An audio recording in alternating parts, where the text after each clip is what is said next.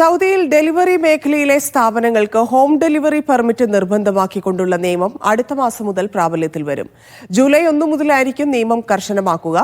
Balady platform വഴിയാണ് പെർമിറ്റുകൾ ലഭ്യമാക്കിയിട്ടുള്ളത്. Municipality and housing മന്ത്രാലയത്തിന്റേതാണ് തീരുമാനം. Delivery സ്ഥാപനങ്ങൾക്കാണ് ഹോം ഡെലിവറി പെർമിറ്റ് നിർബന്ധമാക്കിയുള്ള അറിയിപ്പ്. ഭക്ഷണേതര ഡെലിവറി സ്ഥാപനങ്ങൾക്കാണ് നിയമം ബാധകമാകുക.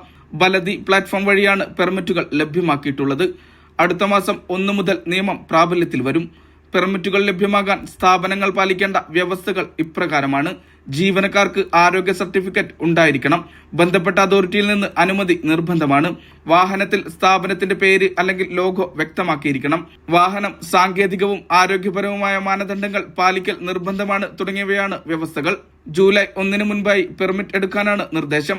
ഡെലിവറി സേവനം നിയന്ത്രിക്കുക, ആരോഗ്യ സാങ്കേതിക മാനദണ്ഡങ്ങൾ പാലിക്കപ്പെടുന്നു എന്ന് ഉറപ്പാക്കുക, ഉപഭോക്താക്കളുടെ വിശ്വാസം വർദ്ധിപ്പിക്കുക തുടങ്ങിയവയുടെ ഭാഗമായാണ് നടപടി.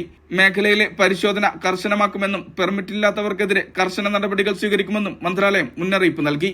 Vishal Cherpulassery, media 1, Riyadh.